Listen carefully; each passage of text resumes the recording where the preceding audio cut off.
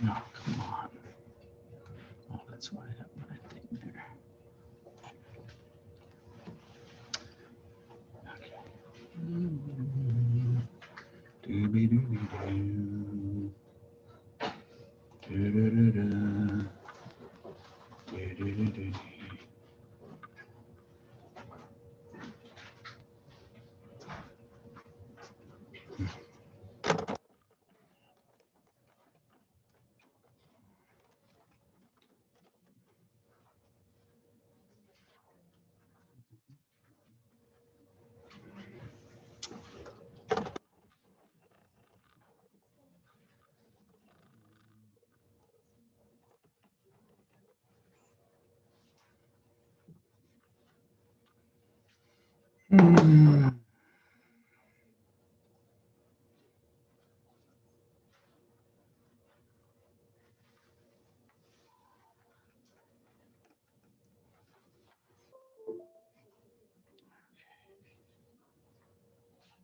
Da-da.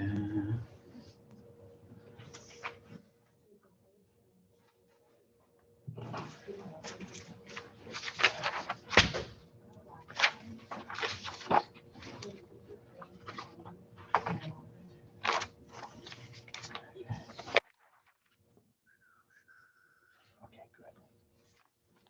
good. Good. Okay.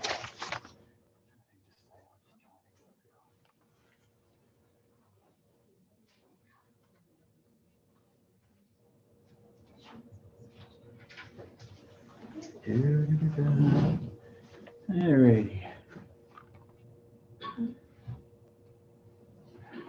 That's better. Alright. No, I didn't. I can't. Where is he? No, no, no, no, no. No, Mr. Althouse? Don't see him. Usually he's up front. Nope. Mr. Althouse, Aldino, Brooks, Ms. Cortazar, Ms. Dunstan, Ms. Eppeheimer, Hi, Ms. Eppeheimer, Ms. Fusco, okay, good. Sorry, my glasses are a little bit. Ms. Gartner, Miss Cabbage. Don't ever move, Miss. Or nor you, Ms. Kisner. Ms. Kratz, Lily Kratz, yes. Ms. Crawwinkle Peralta, yes. Ms. Leonard, all right, good. Ms. Maciak, Avery Maciak. Calling once again, Avery Maciak. No. Ms. Margalis, excuse me, Ms. Morgan, Isabel Morgan. There you are. Mr. Paniagua, Ms. Rentschler, whoops, Ms. Rentschler, Ms. Raya, okay, Ms. Raya, Ms. Swartztrauber, Ms. Shaw, Slack Tish, Ms. Smith, Janelle, oh, that's right. Okay. Stolzilgi. Okay. Ms. Bolch, she is. Ms. Waits, Samantha, Mr. Decker, and Mr. Marino. Okay, good. Good to see you all. Okay, I just wanted to see the positioning so you could see. All right, the positioning looks good. So I'll leave that alone and put on this. Continuing our discussion, my discussion, focused during Black History Month on Black American Catholics. This woman is actually the last one. I'll have to do something again on Thursday. I can't get any more Americans. I'll probably do Pope Miltiades, who was, we believe, an African pope. But today I'm going to talk about this beautiful woman, Sister Thea Bowman. You can see her name up there at the top, but I'll write it down for you anyways. The servant of God, Thea Bowman. And I should mention, because my mom asked me to, because she watches these when I'm live streaming, and she said, you know, you talk a lot about like priests and nuns and stuff like that. I told her, Mom, I also talked about, you know, Pierre Toussaint, who's a hairdresser, and, you know, Julia Greeley, who was, you know, a woman, you know, a servant. But she's like, you want to remind the kids that you don't have to necessarily be a priest or a nun. You don't have to be a religious professional to pursue and achieve holiness. And I hope, if I haven't made that clear, I wanted to make that clear now before I forget. That yes, Sister Thea was a nun, and a lot of the other people we've talked about were in some sort of religious life, or they took religion as their profession, but that's not the path for everyone, okay? Usually they become saints, or they become canonized, or, well, it's one and the same thing actually. They make their way, as I said, because they have religious groups behind them. Like in this case, Sister Thea was a member of a religious order. She was a nun. So they have people who can, you know, go full time at promoting the cause. But God knows who holy people are, and you don't need necessarily the stamp of your religious community, the church, on that. So Sister Thea, she was born in 1937 and she died in 1990. So she's at least my contemporary, probably not yours. I say 1937 and 1990. I'm going to imagine that many of you were born late 90s, early 2000s. Don't nod your head, please. That makes me feel so bad. That's okay. That's the way it is. Time moves, and I'm old. I know it. So thank you. Yes. So she's probably not your contemporary, but she is my contemporary. I remember when she was alive. I believe I saw her on television. She was on an episode of 60 Minutes, I believe. So Thea Bowman, she was not born and raised a Catholic. She was born in Mississippi, born into the Methodist denomination. She was a Christian, but she was a Methodist. And when she was a very young girl, around the age of 9, I believe, if I look at my notes, she told her parents that she wanted to become a Catholic. I don't know exactly why, but somehow she was exposed to it. Well, I think she might have gone to a Catholic school, actually, if I remember correctly. And so she was exposed to it. And she decided that she wanted to no longer be a Methodist. She wanted to enter into full communion with the Catholic Church, which she did. Her parents gave permission. Then she dropped the bomb around the time she was 15 that she wanted to not just stay a Catholic, but she wanted to become a nun. So say goodbye to any grandkids. You can imagine how the parents reacted. Like, oh, okay, do you want to really do this? And at such a young age, the girl's like 15, and she says, yes, I want to do that. And her parents gave permission. And so she joined this group of sisters called the Franciscan Sisters of Perpetual Adoration. What does that mean? Well, they're Franciscans. They're part of this group of communities that trace their origins back to a man named Francis of Assisi back in the 1200s, around about the 1200s when he lived. I think he was born in the 1100s and lived into the 1200s. And so there are groups that take inspiration from his personality and the community that he founded. He had his own community when he was alive. And so they're called Franciscan. Perpetual adoration means, I'm assuming from what I know, that there are certain groups in the church that will, take the host that's used at a Catholic Mass, which we believe becomes the body and blood of Jesus. And since it's the presence of Jesus, they will try to offer adoration 24 hours a day, 7 days a week. So they usually have a nun there, in the chapel or wherever they have the host exposed for worship. In the old days, nowadays the numbers have become less, so they might have to maybe make some accommodation to that rule. But there were some religious orders that was their charism, their gift, their kind of personality was to have either the brothers or the sisters having at least one person there in worship before the Blessed Sacrament, before Jesus in the Eucharist 24 hours a day. So that's the kind of group she joined. And you can see her in the habit there, Sister Thea. She went to school, she went to college. The community had a college, Viterbo University, which I believe is still around, still in existence.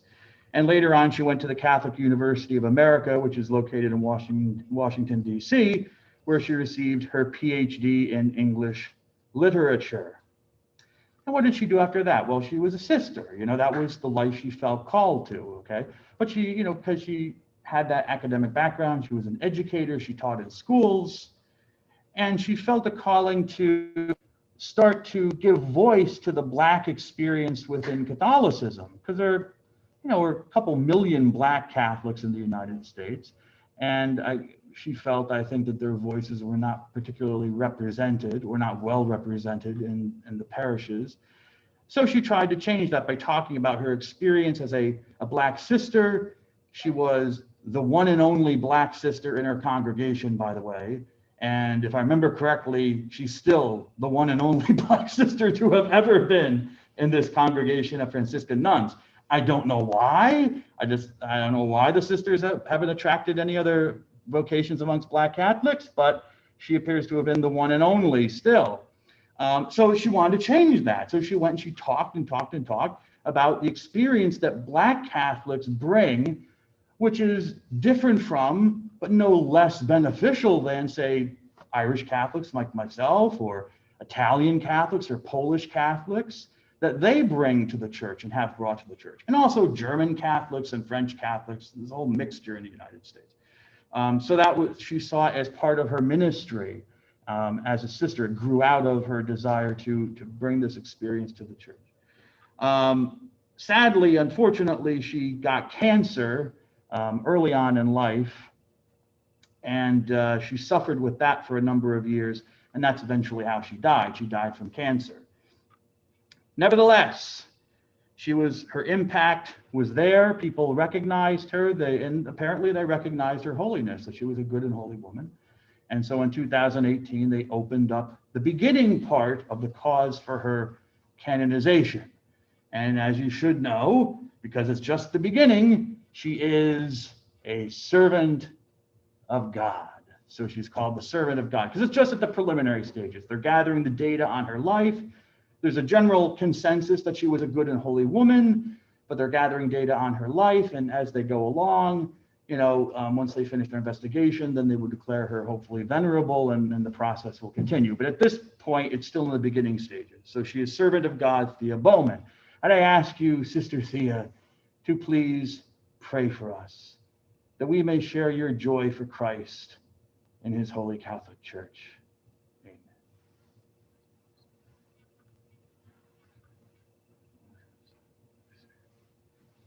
Amen. Okay, now, Sister Thea, moving on to Judaism. Yes, we're done with Hinduism, and I'm going to take us into Judaism. My PowerPoint.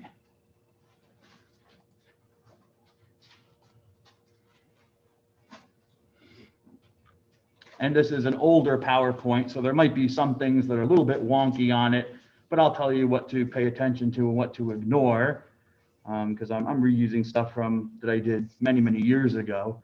But anyways, Judaism. Judaism, like Hinduism, is one of the world's oldest religions. It goes back many, many thousands of years. I guess maybe the difference between, say, Hinduism and Judaism would be where with Hinduism, there's really no starting point.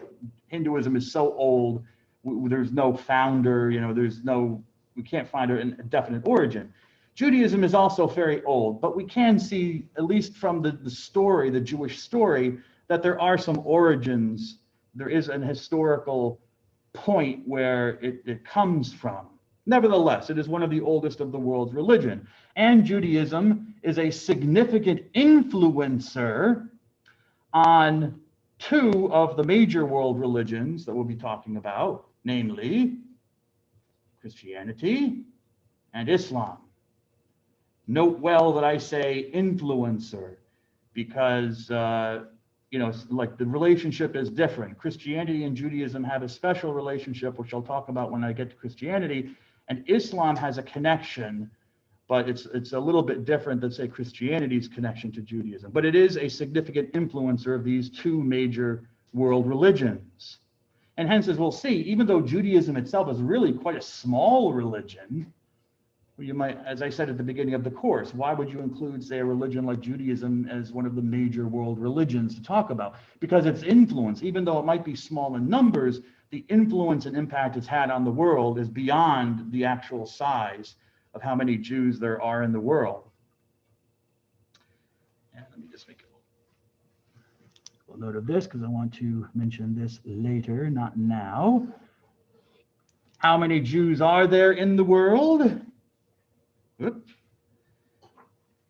Well, I actually bought a book. I found it on the internet when I was looking this up. I was actually looking it up for Hinduism. I was trying to see how many worshipers there were for Vishnu as opposed to Shiva. And I found this rather interesting book, helpful book, called World Religions in Figures. So it offers all sorts of demographic and statistical religion. So I bought it. I think it was on Amazon, I believe, and bought it. Turned out to be very useful because I was able to update my data that I had on the previous PowerPoint about the number of Jews. The number of Jews as of 2010 is 14.7 million. As you can see from the numbers, half live in Israel, the country, the nation state of Israel, about half of those, excuse me, not half, 5 million live in the US. I was thinking of 10.5 million, and half of those 10.5 million live in the US and half in Israel. But 5.1 million live in the US and 5.4 million live in Israel. And so that leaves the rest, 4.2 million in the rest of the world, scattered amongst various countries. Canada has a large number. Argentina has actually quite a large Jewish community. Places like France, Okay, so all over the world. There's no one location that you can say, but it's all over the world. The 4.2 million are scattered through a whole bunch of other countries. But notice that the bulk of Jews are located in just two countries, Israel, as you might expect, but the United States. So 14.7 million total as of in the last 10 years.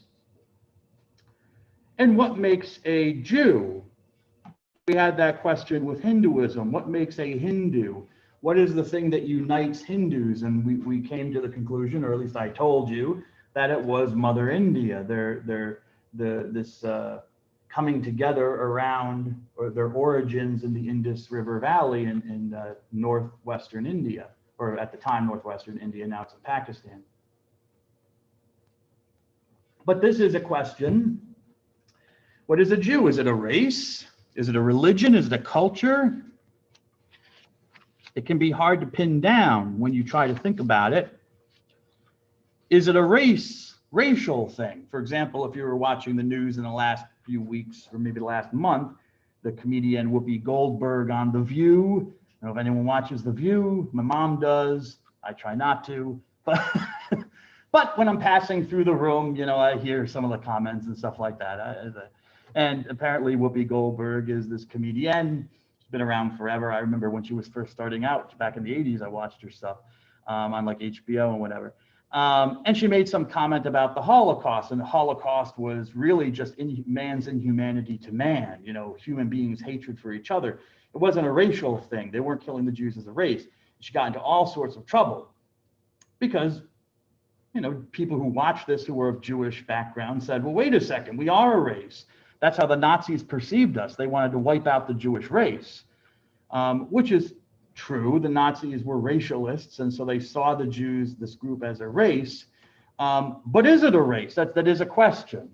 There are some Jews, for example, historian Alfred Lilienthal, who say, no, it's not a race.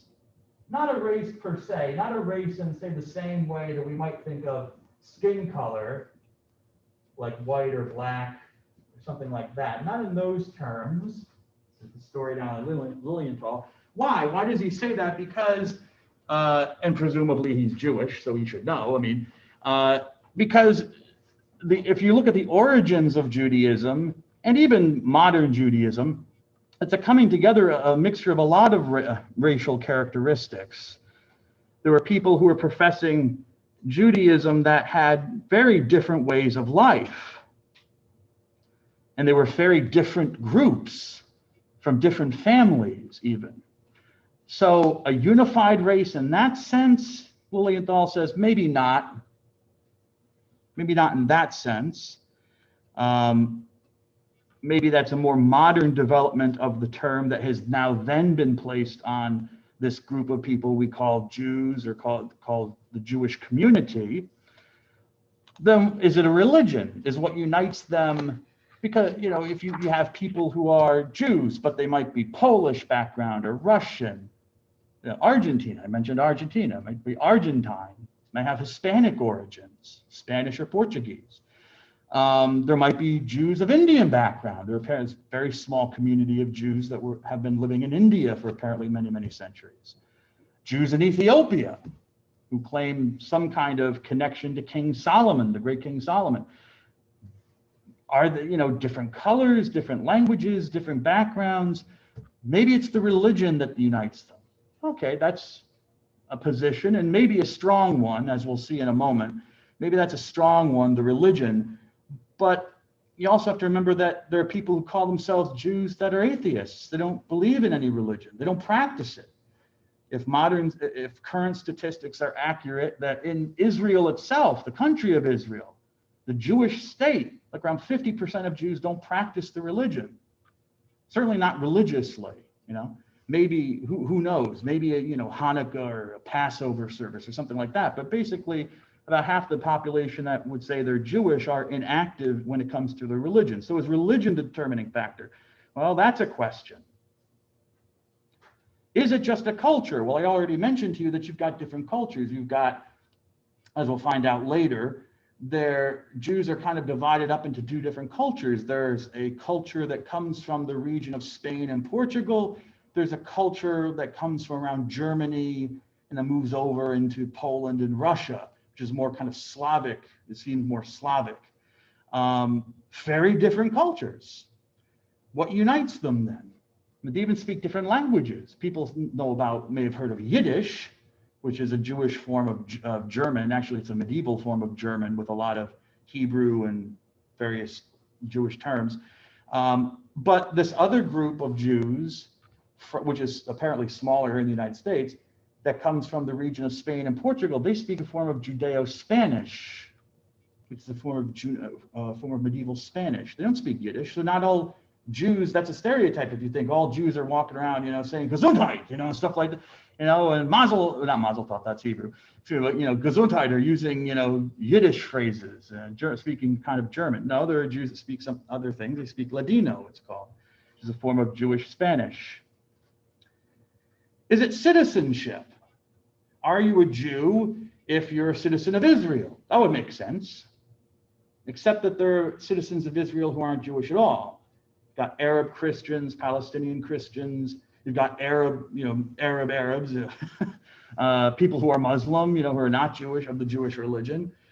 So they're not large populations within Israel, but they are there and they're citizens. So is it primarily citizenship? So these are all questions, okay, that get thrown out. What is a Jew? Well, how do Jews define a Jew? I mean, as an outsider, I can look at these things and I ask questions and I'm wondering, but how do the people themselves determine who is within their group and who's not? Well, basically two ways. The most common way is if you have a Jewish mother. If your mom was a Jew, then you're a Jew.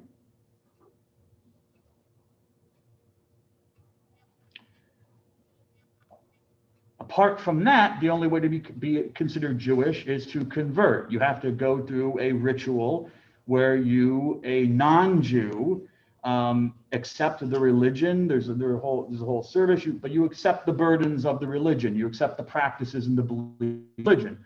And I should say it's not easy to convert to Judaism. It takes time, I want to make sure that, like with any belief system, I want to make sure that a person is going to be committed. So that's the other way that you can become Jewish. And I have three pictures here of different groups. All Jews, the B'nai Israel.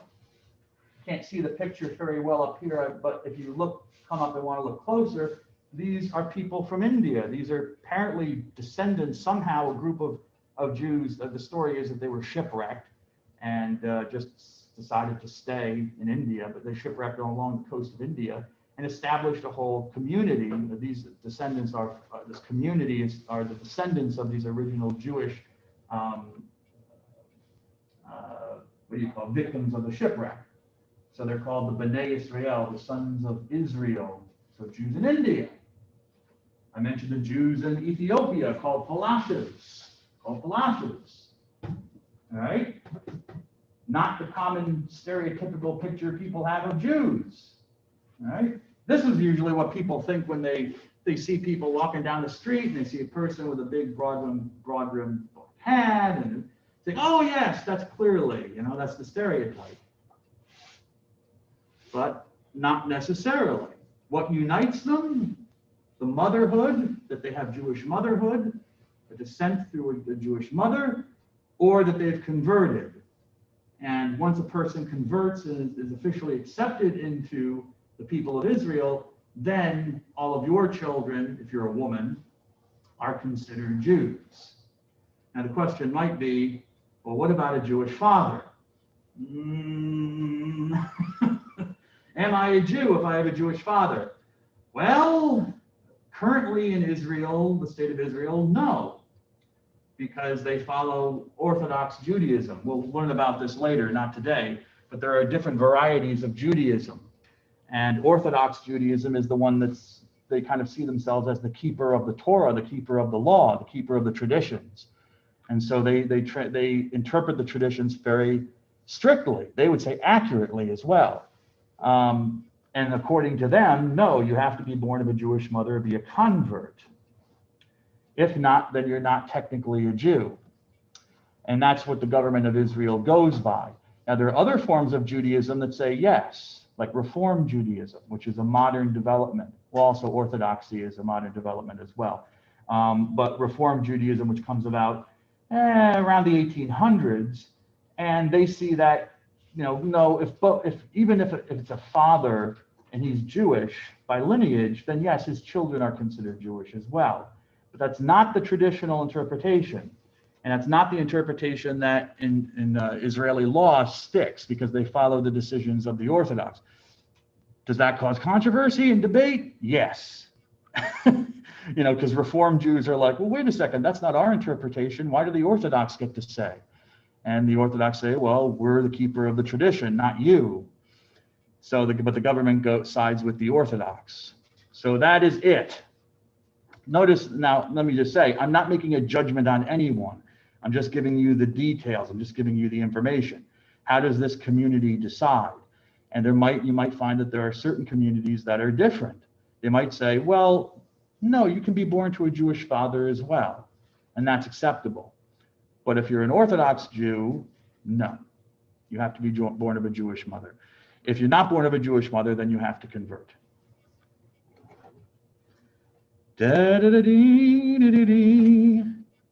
The history of Judaism. There are two ideas. If I could boil it down to two ideas that unite Judaism as a religion, boiling it all down, getting to the heart of the matzah ball. You know what I'm saying? Or I could say the heart of the bagel, but then there is no heart of the bagel. Do they have bagel holes? Does anyone make bagel holes? Make donut holes. I just think I had $1 million idea. Have a whole company just making bagel holes. Yeah. Anyways, but if we had to get to the heart of the matzah ball, these are two ideas: monotheism and election. This is what distinguishes Judaism from other religions in the world. Monotheism, you can see there from the two Greek words, monos and theos. Theos we've encountered before, you know what means God. And monos means to be alone, to be solitary, to be one only, one and no other. It's an important distinction because you can be one amongst many. You can be the major one amongst many. We saw that in Hinduism with the Trimurti. Someone can say, well, Vishnu is the one God, but there are other gods like Brahma and Shiva and the Devi and all this other stuff. No. One only God, no other gods, monotheism. That's the first distinguishing characteristic, I would say, that makes Judaism Judaism. The second characteristic is chosenness, election.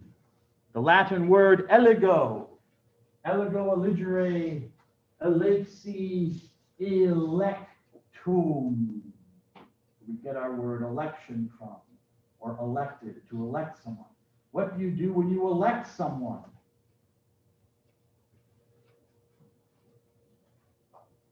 What do you do when you elect somebody?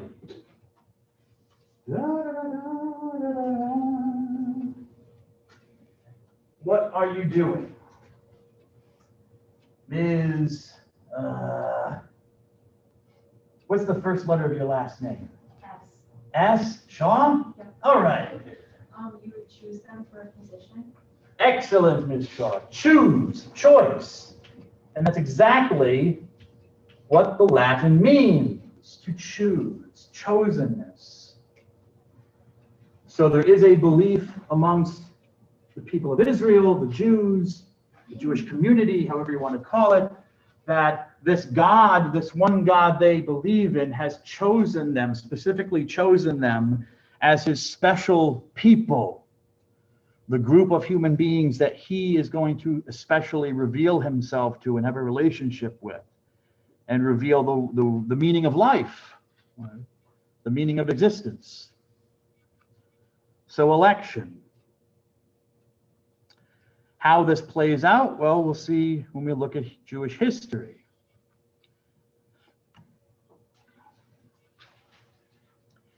our essential source, and you just can't get around it, our essential source for Jewish history is this baby, okay? The Bible, well, at least the first part of the Bible, not the New Testament, even though the New Testament is part of Jewish history.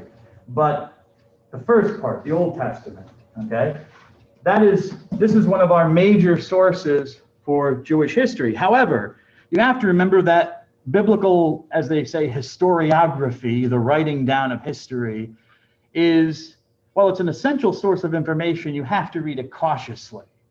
You have to read it with caution. Why? Well, because it's a religious text. It's not a history book. There is some history in it at times, and there may be historical memories behind some, maybe even many of the stories, but that wasn't the purpose of telling the stories, okay? So to the extent that we can know anything, we should combine what is mentioned, say, in the Bible with more scientific fields like archaeology, history, and I mean, history, like the field of history, studying historical texts, but especially archaeology, and especially archaeology of this region of the world that the Bible talks about, which is called the Near East, or in the case of the Bible, the ancient Near East is how scholars would refer to that region, or one of the names they give it. And that's really a more reliable source for the everyday life of quote unquote biblical times, because the writers have an agenda. I mean, they have a story to tell, and there's a reason why they want to tell their story. So to the extent that we can get some historical data from it, that's fine. And I will repeat to a certain extent the story, and then I'll tell you at the point where we're able to start confirming bits of the story. But it's not, I should make the point that it's not a mythology either. It's not myth making. I mean, there may be mythology in the Bible as well, but the purpose does not seem to be myth making in that sense. People believe that these were historical ancestors. Whether the stories told about them are historically correct or true is another question. They may not be. So the origins of Judaism, if we take the biblical record, the origins, and there's no reason to deny this, the origins of Judaism center in the regions of Mesopotamia and Egypt. So these two areas, Mesopotamia, which simply means between the two rivers. Rivers. You know this word already. You've ever heard of a hippopotamus? You know, it's a horse, a river horse. Hippos means horse in Greek, and potamos, I think it's masculine. Potamos is a river. So meso means middle, and this comes from the word for river, potamos. So between the rivers, there are two rivers here, and there's land between them, so it's called Mesopotamia. And then this region is called Egypt. You can't see the whole thing, the country is Egypt, but it's there. So this is the theater of action, one might say. This is the scene. This is the stage on which the stories of the Bible are set, and claims that the origins of Judaism come from. The time of the patriarchs, the time of these father figures. The Bible starts out by telling stories. Eventually, there are chapters before that where it talks about other things, but eventually the Bible gets into the stories of these father figures, these heads of families. So literally father figures, I mean, because they're heads of families, they have children. So when does this period of the patriarchs begin? Roughly 1900 BC. But again, you have to take these dates with a grain of salt, because these people may not have existed. Okay, these are names of people, and so you have to take that into account. But generally, the traditional dating is that these people existed sometime between 1900 and 1600 BC. What do we have? We have oral traditions, stories that were passed on by word of mouth about these father figures. And it is these stories, once they get written down, well, they're passed down, they're accepted before that, but eventually they get written down, and these kind of form this nucleus of stories form a larger story about the origins of where Judaism comes from and where the Jews as a people come from. It's like their family history. Where did we come from? Where did our fathers come from? And for these stories about these patriarchs, we want to look to, if you're looking in the Bible, you look to a book called the Book of Genesis. The Book of Genesis, the first book of the Bible.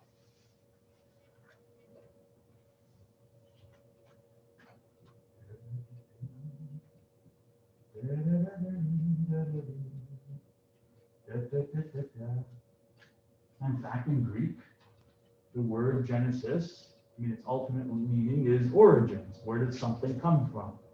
To generate, yes? Where did something come from? So it's the book of origins, of our origins as Jews. Where did we come from? So for example, in the book of Genesis chapter 10, just to explain some terminology that you might have heard in regards to Jewish people, you might not know where it comes from or why it's important to know. Genesis chapter 10, the man Noah, the guy with the ark, okay, the guy who goes into the big boat with all the animals, goes in with his family to be saved from the flood. Well, when he comes in the story, when Noah comes out of the boat with his family and his children, he has 3 sons, Japheth, Ham, and Shem. Shem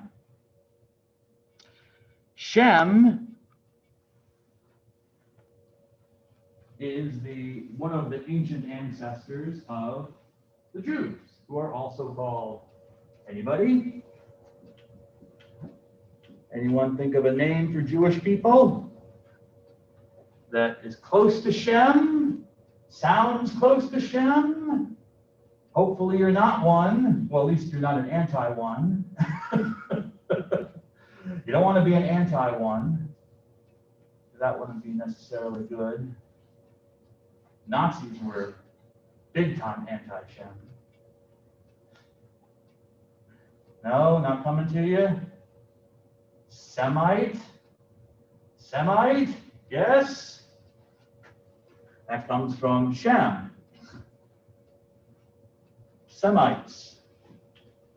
Shem is one of the sons of Noah. Now, Shem has he has children, as I mentioned. Shem has further children, and he has, I believe, a great-grandson. And that great-grandson's name is Eber. Eber. So Shem has a son, who has a son, who has a son, named Eber. And hence, what is another term we use for Semites, otherwise known as the Jews, the Jewish people, the Jewish community? That might sound similar to Eber. In fact, it's the name of the language that they speak.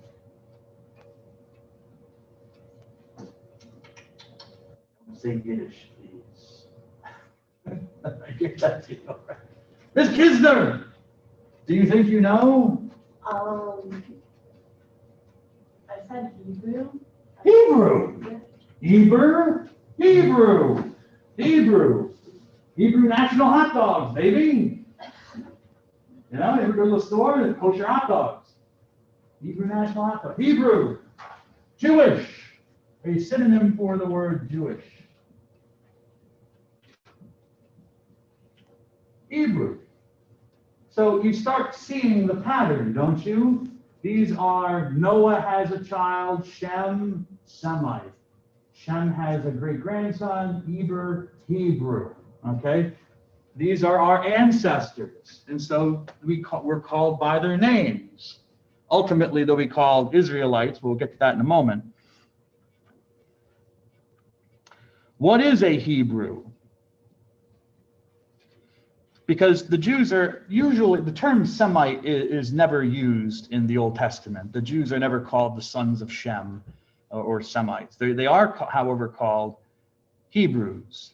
And they're also called sons of Israel. But as I said, we'll get to that in a moment. What is a Hebrew? Do we have any idea, any evidence for them? Well, we're not sure. We're not sure. There are some ancient records from the region of this region, Mesopotamia. There are some ancient records that mention groups of drifters. They seem to have been drifters. Nomad is too elevated of a term. they were, they were kind of like, what do you call it? Roustabouts. If you ever go to like a dude ranch or cowboys, guys that just kind of wandered in and out of town, started fights, then left. That's kind of how this group is described. This group called the Apiru or the Habiru.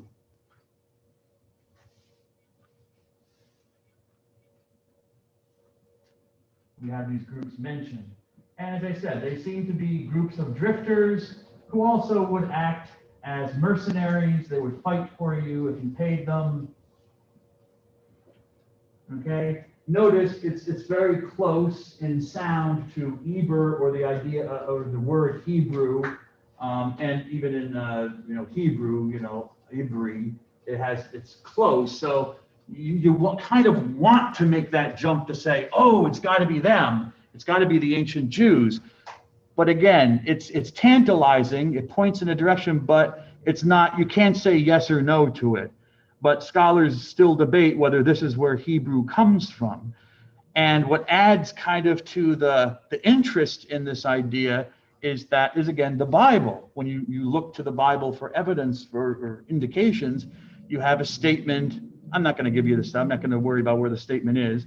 Well, maybe I will. It's in the book of, if you want to look it up yourself, it's in the book of Deuteronomy 26:5, where there's a prayer when a Jewish man goes to the temple or goes to the priest and makes an offering of the first fruits of his produce, because a lot of them were farmers and herders. So you would bring the first portion of the yield of your produce, your goods, to God. So you bring it to the priest and offer it.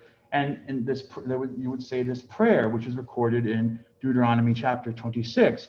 And the prayer starts out, I am the son of a wanderer from Aram. Okay, a drifter from this region up north. Not from down here, but from this region up north, which is just kind of, in general, the area that the Bible says the early Jews came from. Deuteronomy chapter 26, verse 5.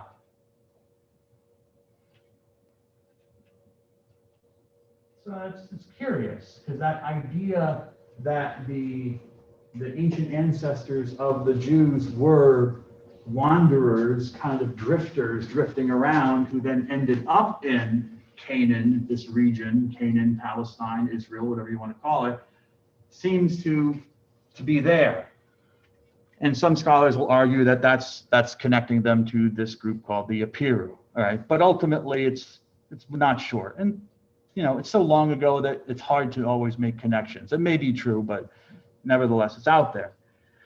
Who is seen as the clear ancestor for the people that we will come to call the Jews? Not Semites, not Hebrews, but Jews, the people of Israel. Abraham, this man, Abraham, who actually has, a couple of names. He's sometimes called Abram, and then he's called Abraham. Actually, the names, don't worry about names in the Bible, because it says in the Bible that God changed his name from Abram to Abraham, but really they're the same name. They're just different forms of the same name. The author in the Bible wants to give it some kind of meaning to the fact that, first it's Abram, then it becomes Abraham, but they're really just the same name.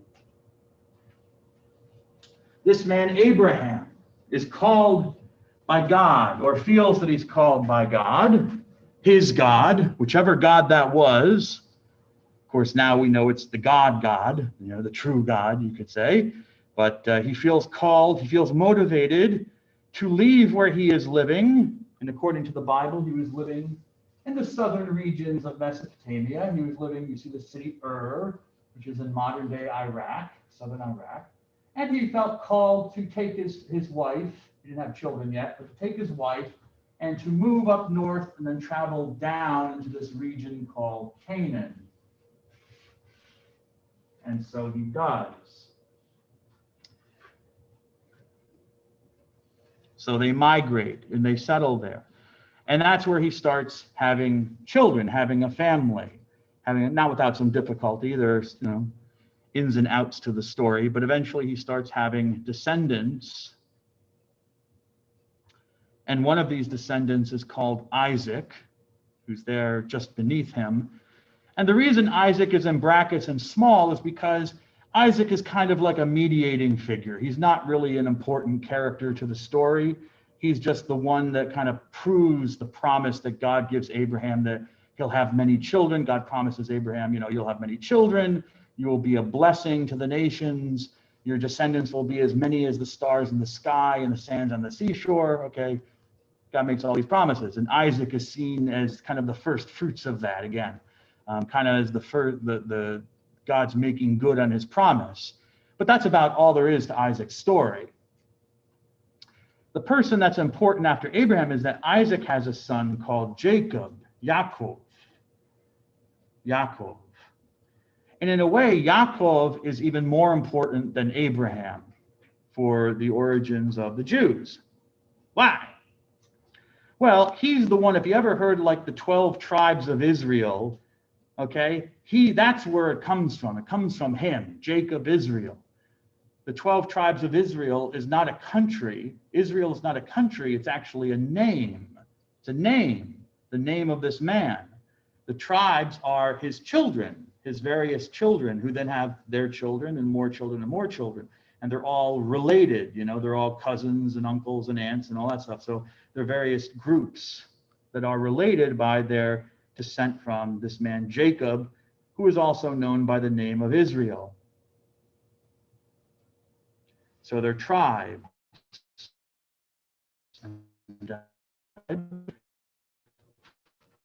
A dictionary on sociology, an old dictionary on sociology. I went and looked it up to see what do the sociologists say a tribe is. Apparently anthropologists don't like to use the word tribe anymore because of its connotations, according to my dictionary of anthropology. So I went to the sociologists and they didn't seem to have a problem. So I basically took this definition from this dictionary on sociology. A tribe, it's basically, tribus in Latin is any division of a group.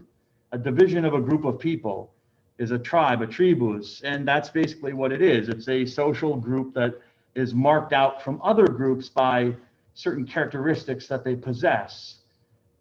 Common language, a common culture, a territory that they all live in together, family relationships, as with the people of Israel, the tribes of Israel.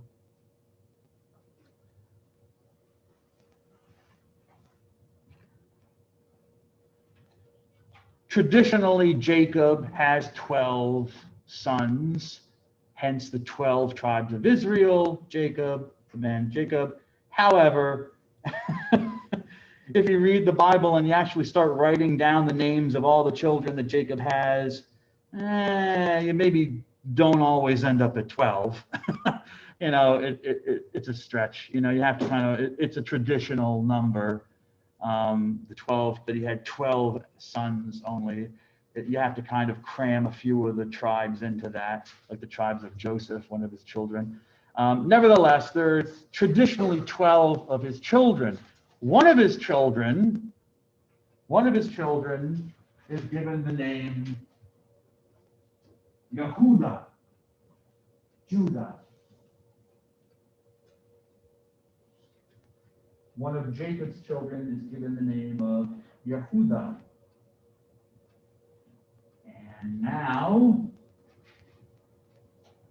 from that name, Yehuda, as it comes down to us through Greek and Latin, we can speak of Jews.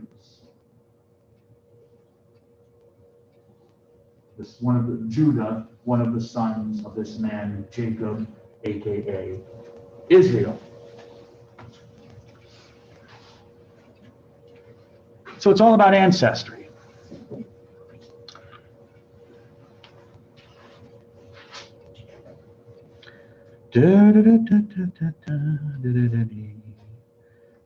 according to the story, this man and his family, his 12 sons, and I'm not going to give you the whole details. I'm collapsing a lot of the history and the story into smaller units so I can just get through it. But to make a long story short, for a number of reasons or whatever, Jacob and his family decide to leave this region of Canaan and go down to Egypt. And they decide to live there. And the Jews do for several centuries, for several hundred years, according to the story. Eventually, the children of Israel who are living there begin to be oppressed. This is the story, okay? We don't have any historical records of this, so you can't, there's no way to really fact check what it says in the Bible. But the story is that the indigenous peoples that are there before the Jews come in, apparently they didn't mix together after the Jews got there. The Jews can stay their own kind of separate community culturally, I guess. Nevertheless, the indigenous peoples who are living in Egypt, the Egyptians, start to enslave or somehow oppress the children of Jacob, Israel. So much so that they decide, we need to go back, we need to leave. This is not a good place for us anymore. We need to go back to our homeland that we came from. Now you might say, well, wasn't your homeland in southern Mesopotamia? No. This is the land. This is why, because God gave us this land. Abram is promised that if he leaves and he migrates with his family to this land, he didn't know the name of it, but it's Canaan, that God would give this to him. This would be one of his blessings. He'd give him the land. So we have to go back to our home. We don't really belong here in Egypt.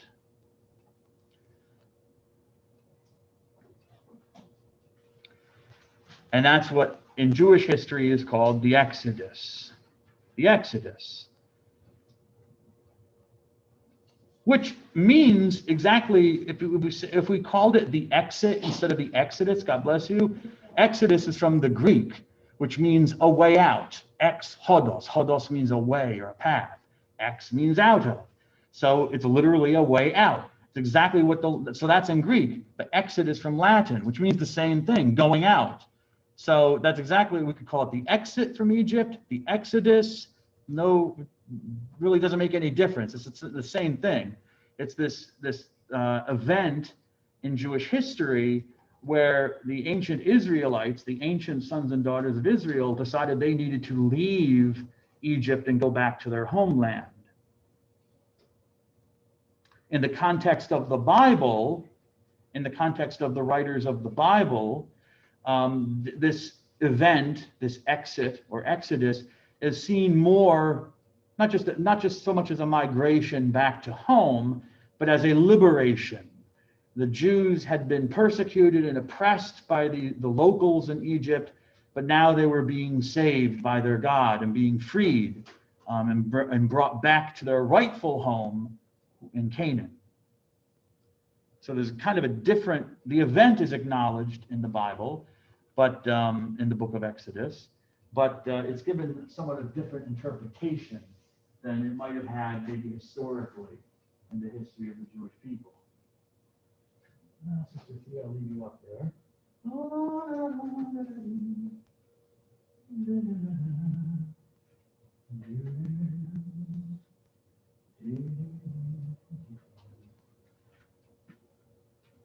So Genesis is origins, Exodus, the exit. So that's the book, appropriately titled.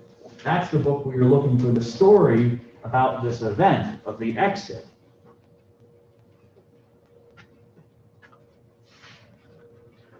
Excuse me, I need my coffee now. Oh yeah. When did it occur? Well, there's a question mark, as you can see. At some point, in general, scholars seem to agree that at some point there was a migration of peoples from Egypt, I guess the Israelites, And the traditional dating of the event is around the 1200s BC, 1250 BC, just from contextual information in the book of Exodus. There really isn't much to go on archaeologically speaking or historically speaking. The record's very thin, but it's not a surprise that that it would be thin with an event that is claimed to have happened so long ago. Nevertheless, that's just the way it is. There is no direct proof that it happened, except for the memory that it did happen of the people who say that, yes, that's where we came from. So the 1200s, well, okay, maybe it could have, I mean, that's the traditional date, but maybe earlier. There are some theories that we do know that there was a group that was expelled by the Egyptians around the 1500s. This is a group of, and again, there's just enough information to make it kind of interesting for biblical history, you know? You can't directly connect it with the ancient Jews, but there's some interesting things. There's this group that was called the Hyksos. They were foreigners. They were not from Egypt. They had come from outside, and somehow they became rulers over the Egyptians. That's not exactly clear how that happened, but somehow they became rulers. They were outside from the region where the Jews were. We have their name down, Hyksos is what they're called. But it's probably more of a title.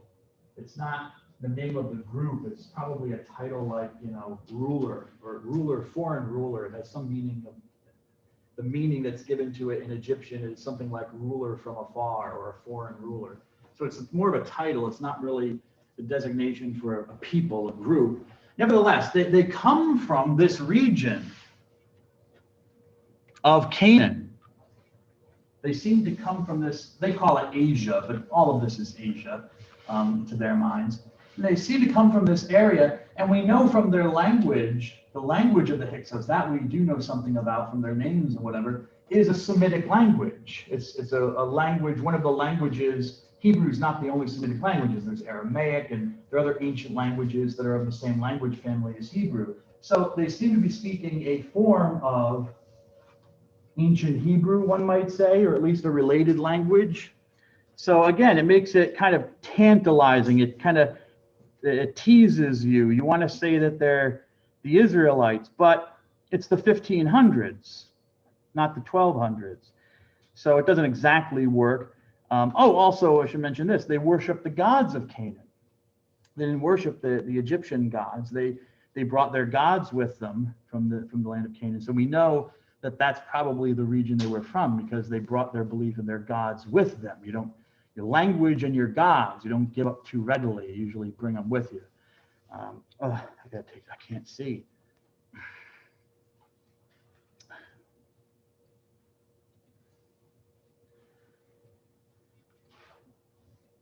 But that's the 1500s. That's our best evidence for some sort of mass migration. The 1200s, what we're talking about traditionally, we don't have any records amongst the Egyptians of any groups mass migrating. But this is the point, however, in the 1200s, when we get our first hard evidence outside of the Bible of the existence of the Jews. And it comes from the Egyptians. We have this piece of, well, they would set up stones. They would set up stone monuments, huge stone monuments, and in the ancient times. And this is worldwide, people would do this. This is nothing unusual to the Egyptians. Or you find these in India, you find them even in the New World, as stone monuments. And you would write on them, and kings, especially rulers, would write their exploits on these monuments, usually to commemorate some great military victory or something like that. I, Shesha, defeated the Lahudi people and destroyed their towns and killed their children, and blah, blah, blah, blah, blah, in great detail, all the exploits. And the person, the ruler, would name on the stone all the various groups that he had conquered in battle. And so we have one of those from Egypt. don't have it on the PowerPoint, but I can show it to you on the internet. Let me go to the internet. Actually, I have a picture of it. Ooh, you know what? I think I have a picture of it on my drive here. There we go. Save all sorts of things. The Merneptah stele.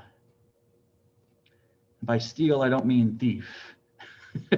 It just means one of these kind of pillars or stone, big pieces of stone on which they, oops, going wrong way, where they can incise and put inscriptions and all sorts of stuff on. Do I have here? I have the Mesha stele. Do I have Merneptah on here? Got the Mesha stele, but I don't want the Mesha stele. And maybe I didn't take the picture. Oh well. I have another stele, but not Merneptah. Let me just search for it and see if I do. Merneptah, nope. All right, well, easy enough to find. Merneptah. No. Yes, well, Wikipedia will do fine. At least for the, well, I don't want him. I want the stele. I don't want Merneptah, I want the stele. Give me the stele, baby. There you go. There we are. Okay. Here's a picture of it. Let me see if I can get a bigger one. No, it's not great. But you can see it, okay? You can't see, maybe not as well, but if you get up close, you can kind of see the inscription of all the writing that's on this big piece of stone. And on this big piece of stone, why it's important and why I say it's our first direct evidence for Jews is because it mentions Israel, one of the peoples conquered by this Egyptian pharaoh or ruler, Merneptah, were the people of Israel. And it just makes a brief mention, doesn't, it just mentions it's one of the groups that he conquers. And interestingly enough, there's no mention of them having been in Egypt. They seem to be mentioned as natives of Canaan. Okay, so again, you have to ask yourself about the story of the Exodus. Is it a story? Did it actually happen, or is it a story that was kind of generated by the people living there to kind of maybe give some basis for the origin of some of their ancestors? Oh yeah, this was our ancestor Moses, for example, who came out of Egypt. Don't know. We do know is it's the first direct evidence that we have of Israel being specifically named, the name Israel, people of Israel, and it dates, I don't keep cluttering this up too much, it dates from 1208 BC. Ah, okay.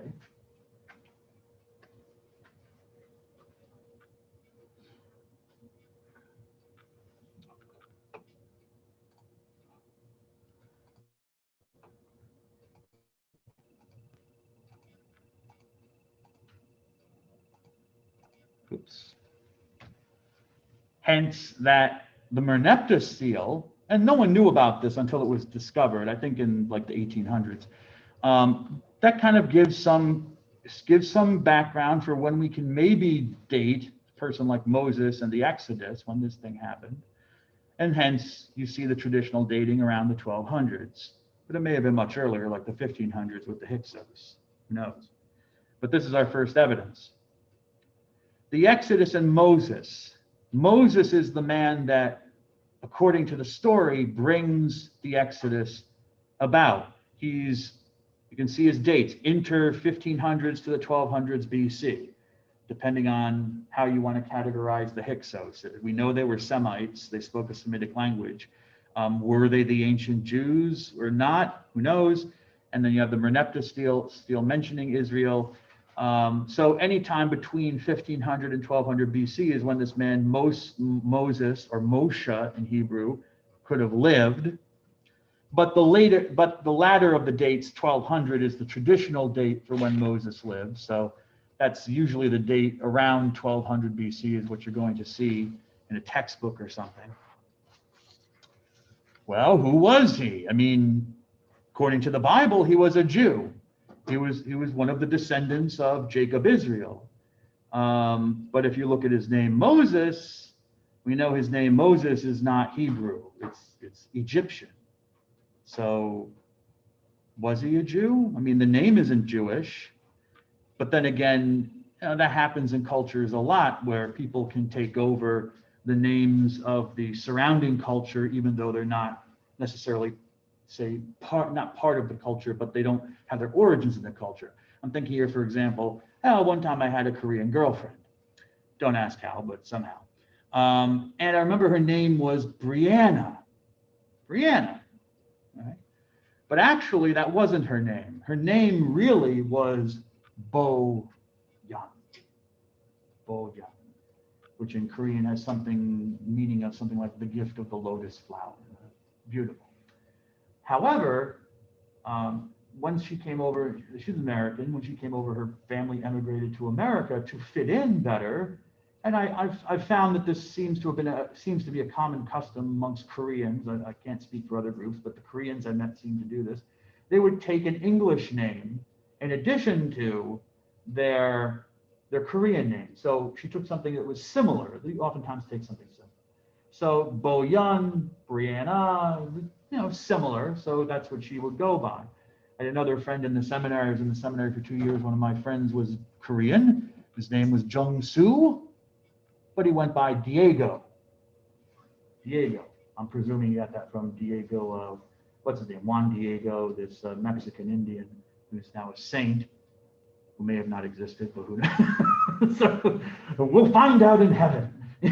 He's associated with Our Lady of Guadalupe, but shh, don't tell the Mexican church. Juan Diego. Anyways, he took the name Diego, okay? So, it happens. And I could mention someone else in my life who has the same, but he's Chinese, and he calls himself Carson, but he has another name, Kai San. So it could be possible that Moses was 100% Jewish, of Jewish descent, but he took over an Egyptian name. That's not unusual. You see this even when we talk about Christianity. You see this, for example, in a man like Paul, this man St. Paul, who was also known as Saul, Shaul, which was his Jewish name, but he also called himself Paul. In fact, he only called himself Paul. He never referred to himself as Shaul or Saul. So it happens. So it's not necessarily indicative that Moses was not a Jew, but the story is that he was, and he became highly sensitive to the oppression of his people. And he, in addition to that sensitivity, he felt that he had an experience of his people's God telling him, you need to free my people and lead them back to the land that I gave to them originally, gave to their ancestors. And so that's what he does. He begins this process of, you have the story in the book of Exodus, but who knows how all the details, how all of them are historical, but eventually the story is he is able to lead the people out. From a religious context for the Jews, this is more than just a mass migration of people or even a liberation of people from slavery. I mean, that's certainly a big part of it, the freedom from being oppressed. But more, the importance of the Exodus is not so much in a migration, it's in the fact that through Moses, their God now enters into a very special contract with the Jews. This is where the idea of election becomes very clear. The God of the universe chooses the descendants of Jacob to be his very special vehicle, or I should say vehicle, but receptors or receivers of his law. And this is done through Moses. Through Moses, God makes a contract with all of Israel. The Jews will have only one God that they worship, the God of their fathers, supposedly Abraham, Isaac, and Jacob. Okay, that's probably read back into the story because we don't necessarily know exactly which God or gods Abraham, Isaac, and Jacob were actually worshiping, but it's read back. The time of Moses is read back. There is now one God that the Jews will worship, and he'll be their sole God. And in addition to that obligation of, I'll be your God, you'll be my people, to show this God gives them a law by which these people are to live and how they're to live in their homeland as Jews. And this event shapes everything for Judaism, okay? This event of the Exodus and then the making of a contract with their God and their God giving them through Moses all these laws to live by to show their faithfulness to the contract. This is the shaping event, the formative event for Judaism. How do I know this? Because all of the books, you've got the Exodus, you've got the story of the exit, but then you've got the book of Leviticus that comes after it. Leviticus. You have a book called Numbers. And then you have a book which I mentioned called Deuteronomy.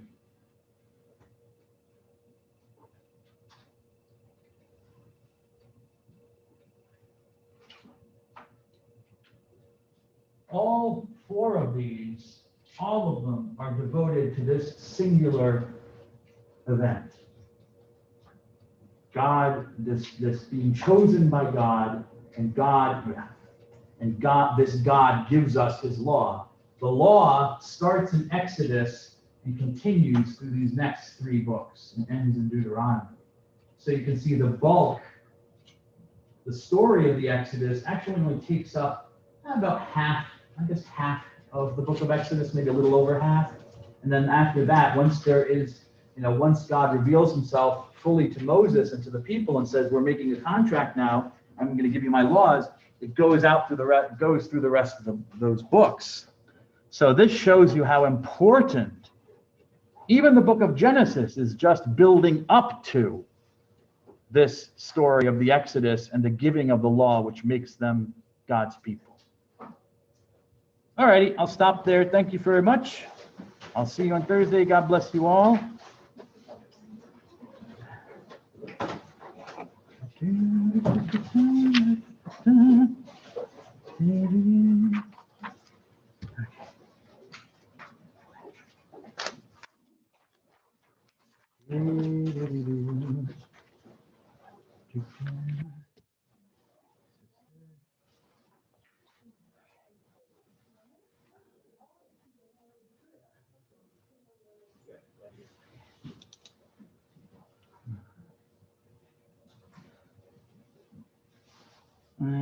Okay, then.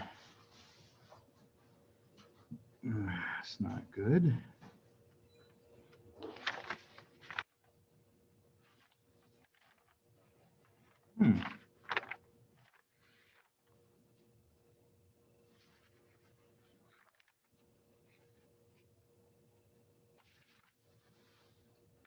Fun? Yeah. I like the Enjoyed it. little Theobomin thing at the beginning. That's pretty cool. Good idea to do that for Black History Month. That's nice. Thank you. So yeah, I'll write something up and get it to you in the next couple of weeks so you have it.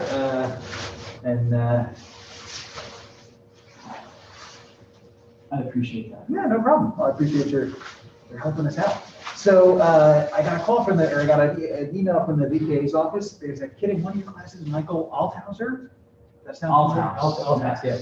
So I guess he has some sort of family emergency related to his father's health, and he may be out for a while. So you should check your email because he might have gotten in touch with you about how to keep up with the class. They could encourage him to do that. So Thank you for telling me Yeah. that.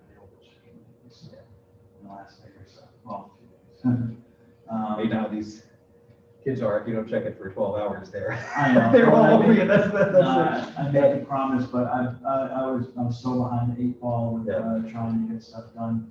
And yeah, I mean, because I have it all prepared from previous, but it's too long. It's from the past. And yeah.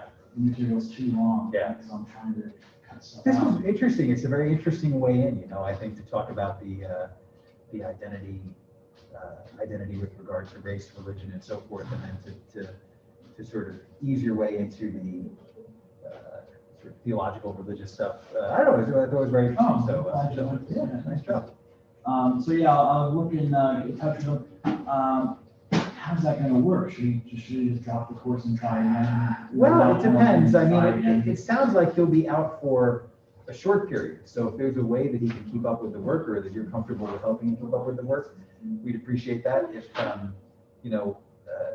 you know, if there's, you're not streaming and you're not required to, but if you were, I'd say if you want to have them hop on the stream, but yeah, basically, it's up to you, you know, whatever you think is, get in touch with them, see what's going on, and, you know, it sounds legit, based on, you know, I usually don't hear from the VPA's office unless it is a legit thing, but I'm also of the opinion that no matter how legit the reason for not being in class is, once you miss a certain amount of class, you can't really do well in class, you know, so, you know, we're talking about a couple of classes, and you think you can figure out a way for it to keep up and get the material, that's fine, you can send the PowerPoints or whatever, but if it's gonna be too much, then, you know, you might recommend that you figure something else out. Yeah, because I don't want to also end up having to keep with the course, and then because of the situation, wind up in court. Right. Worse Yeah. than worse.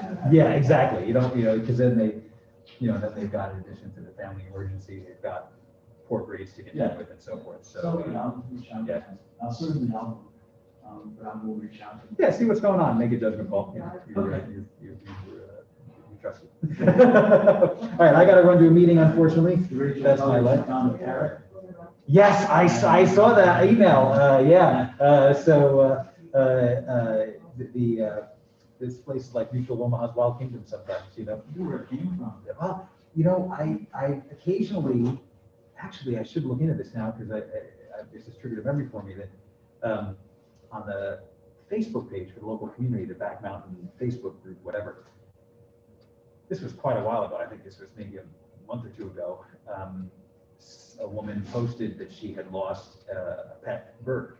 Oh. And she posted a picture, and I think it was a larger bird. And there was a lot of judgment in the comments. Why do you let your birds out? But apparently she had a protocol, and the bird, you know, the bird typically comes back. Yeah, exactly. You know, so I guess, you know, sometimes you see. This is someone's bird they've got. I'll have to check the Back Mountain page and see, and I'll post Rachel's picture to it, because it'll probably be somebody local.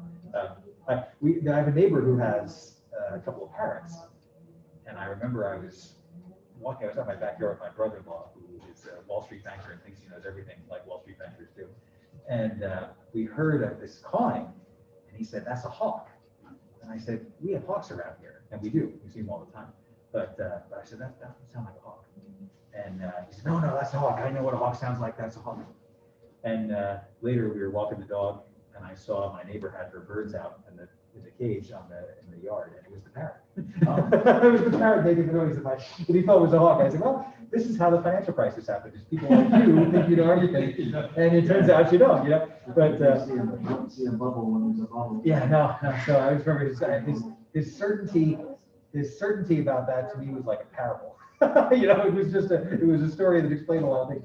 But anyway, I'll take a look at that and get that, and I'll write something up and get it to you. Don't be afraid to remind me in a week or two again. Okay. Because I want to do my mind. Oh yeah.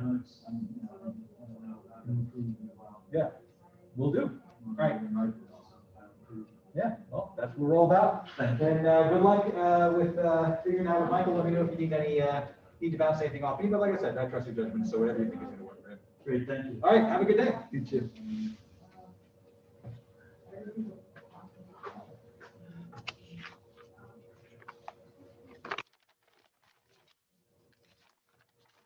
This doesn't seem Judaism, Christianity, Islam. Okay. It works out. Alrighty, I know I left the feed going. I gotta end this before I say something silly. Where's the Zoom meeting?